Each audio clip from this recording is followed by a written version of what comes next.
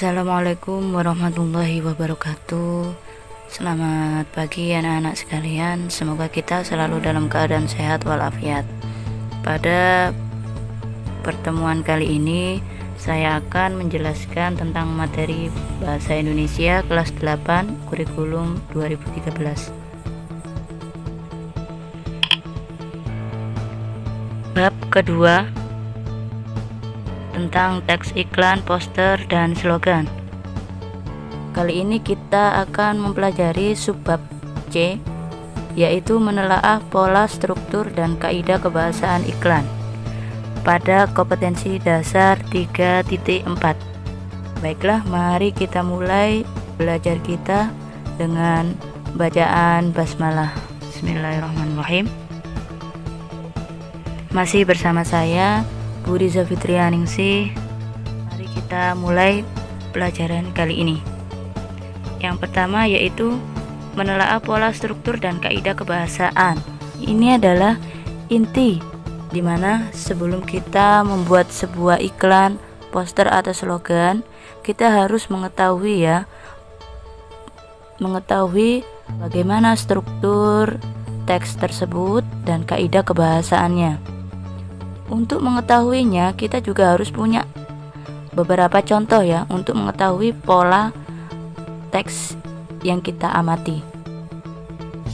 Indikator atau tujuan pembelajaran yang dapat kita petik dalam materi kali ini yaitu kita diharapkan mampu menelaah pola penyajian, struktur, dan kebahasaan teks iklan, slogan, atau poster dari berbagai sumber yang kamu baca atau kamu dengar. Nah, untuk materi pembelajarannya yang akan kita pelajari yaitu pertama, pola penyajian iklan, poster, dan slogan. Kedua, struktur iklan, poster, dan slogan. Dan yang ketiga yaitu kaidah kebahasaan iklan, poster, dan slogan. Yang pertama, pola iklan, poster, dan slogan. Dilihat dari penyajiannya. Nah, untuk penyajiannya ada iklan media cetak. Dan yang kedua, ada iklan elektronik. Apa perbedaannya? Ini bisa kalian lihat ya. Yang pertama, untuk iklan media cetak, penggunaan bahasanya tertulis karena dicetak. Jadi bahasanya tertulis. Yang kedua, ciri iklan media cetak yaitu mengutamakan kejelasan karena kalau iklan media cetak ini kan biasanya kalau kita salah menggunakan tanda baca, nanti khawatirnya timbul kesalahpahaman dalam penyampaian makna atau tujuan yang akan kita sampaikan. Yang ketiga yaitu mengandalkan desain grafis, di mana iklan ini yang diprioritaskan yaitu grafisnya atau apa istilahnya itu, penampilannya. Buku itu layoutnya sampulnya. Kalau sampulnya udah kurang menarik pasti isinya tidak akan terbaca. Begitu juga iklan. Kalau awalnya penampilannya kurang menarik pembaca tidak akan melanjutkan atau tidak tertarik untuk membaca informasi yang disampaikan. Kalau iklan elektronik itu cirinya yang pertama, iklan berbasis perangkat elektronik. Yang kedua, mengandung unsur suara, gambar, dan gerak. Karena iklan elektronik ini tidak bisa kita baca secara langsung. Jadi informasi yang kita dapatkan itu melalui suara, gerak, ataupun gambar Jadi secara tidak langsung untuk menangkap informasinya. Contoh untuk iklan media cetak apa kira-kira? Majalah, kemudian koran, tabloid, dan lain-lain Kalau iklan elektronik contohnya apa? Televisi, radio, kemudian kalau sekarang kan ada di sosial media di YouTube itu masuk salah satu iklan elektronik atau di internet dan lain sebagainya ya. Sekarang kan sudah berkembang ya IT-nya, jadi cakupannya lebih meluas, bisa saja sampai seluruh dunia kalau dilewatkan elektronik. Kalau hanya media cetak mungkin hanya lokal saja yang bisa menerima informasi, tapi kalau elektronik ya seluruh dunia bisa mendapatkan informasi yang kita sampaikan. Oke, selanjutnya ini jenis ya.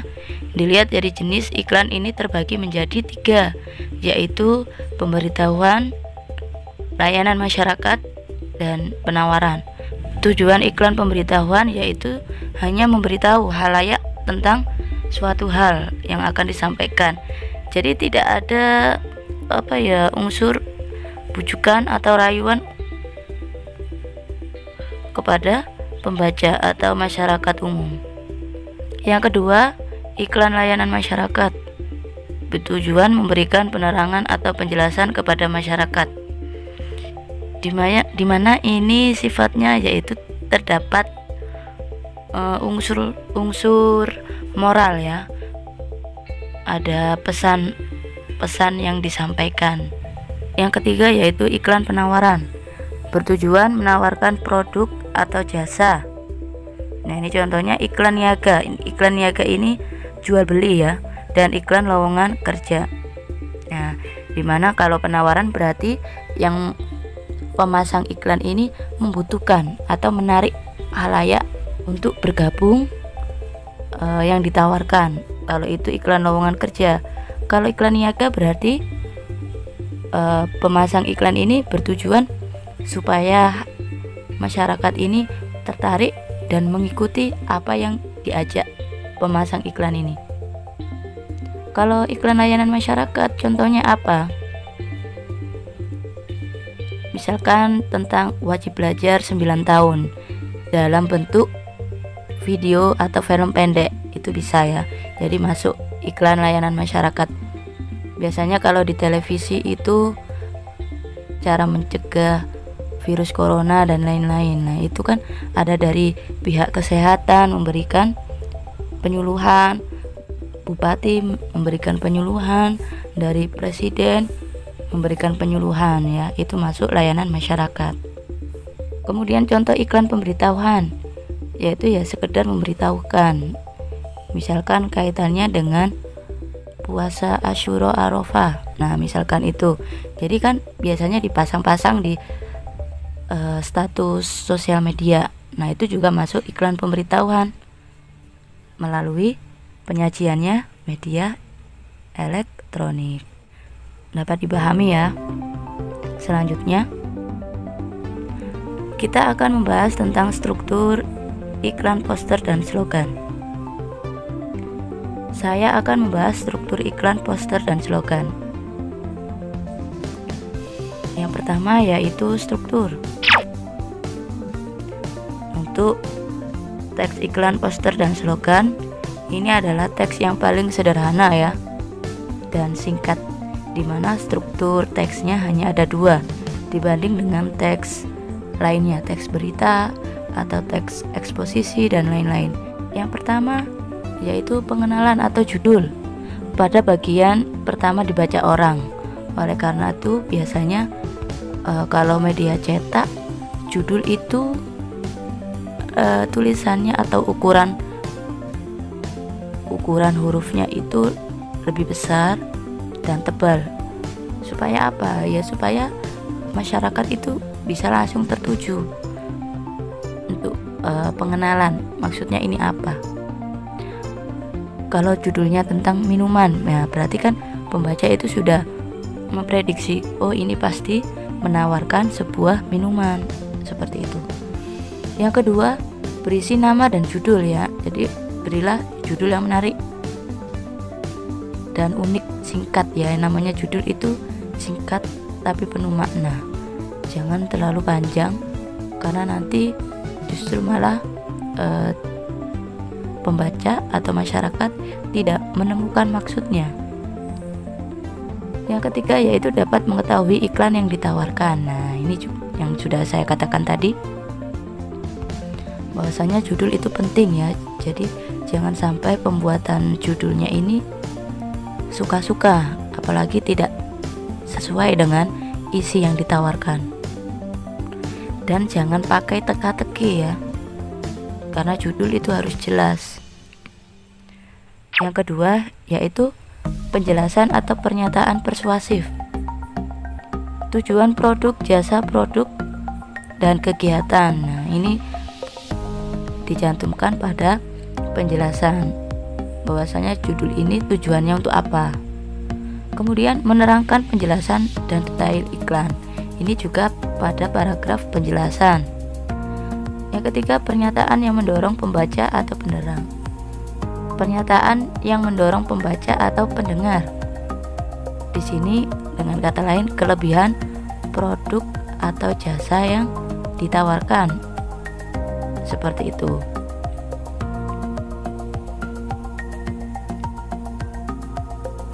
Nah, ini ada catatan khusus ya. Khusus pada teks iklan. Ada tambahan bagian struktur yaitu nama dan alamat pengiklan. Mengapa demikian? Ya karena kalau memang iklannya itu minuman, jadi pembaca atau masyarakat itu harus diberikan keterangan minuman ini bisa dibeli di mana saja, atau pada iklan itu dicantumkan narah hubung yang bisa dihubungi supaya pesan iklan yang disampaikan itu tersalurkan atau ada timbal balik. Jadi tidak putus hanya untuk masyarakat atau hanya dilemparkan ke masyarakat, tapi juga ada timbal balik. Masyarakat akan membeli produk atau jasa yang ditawarkan. Selanjutnya, kaidah kebahasaan iklan, poster, dan slogan.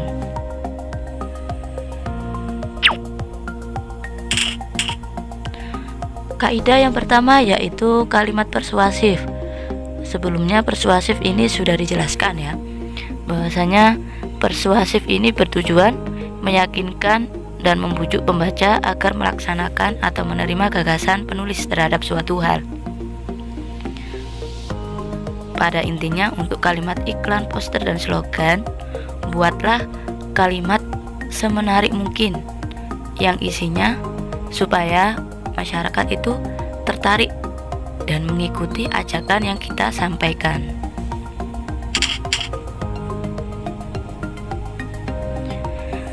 Yang kedua yaitu imperatif. Kalimat imperatif ini memiliki sifat memberi perintah yang mempunyai hak memberi perintah. Nah, secara tidak langsung masyarakat itu kita tuntun ya. Misalkan kalau produknya adalah minuman, berarti masyarakat ini kita tuntun supaya dia melakukan apa yang kita perintahkan. Itu ya, dengan menggunakan kalimat imperatif.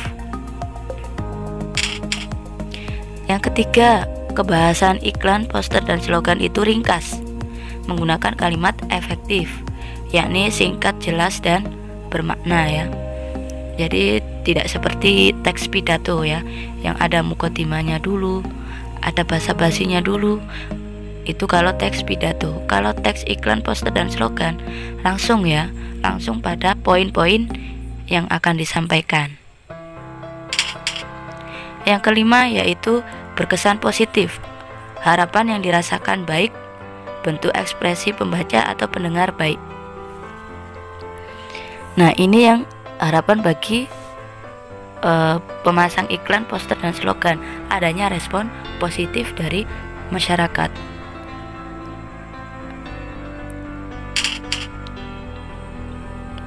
Yang keenam yaitu prima atau puitis, kalimat yang disusun membentuk bunyi yang menarik, bunyi sama atau berselang di akhir. Nah, ini adalah permainan bunyi, karena masyarakat itu apalagi kalau lewat iklan media elektronik ya, yang hanya bisa dilihat gambarnya, didengar suaranya, dan diamati gerak-geraknya. Itu juga perlu adanya kalimat-kalimat yang berima atau puitis dengan akhiran yang sama, atau sesuatu yang sifatnya itu mengindahkan kalimat. Selanjutnya, ini saya berikan contoh ya. Nah, coba kita amati gambar yang ada di layar ini. Ada kalimat dunia indah tanpa narkoba. Nah, ini kira-kira iklan, poster, atau slogan. Tujuannya sama ya, iklan, poster, dan slogan, yaitu memberikan informasi dan adanya timbal balik dari masyarakat, baik itu mengikuti atau membeli barang atau jasa yang diinformasikan.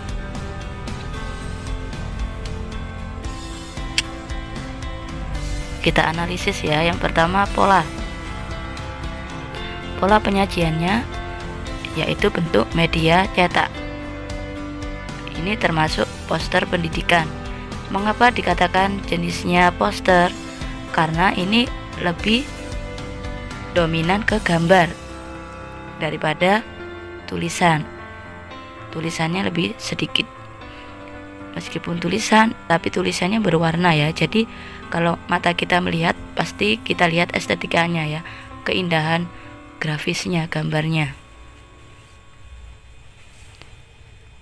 Selanjutnya kita lihat dari struktur.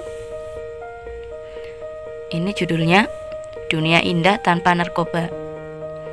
Penjelasannya yaitu berisi tulisan dan gambar, di mana gambar ini lebih dominan. Kemudian sumber atau pemasang iklan, pemasang poster, yaitu dari BNN Indonesia.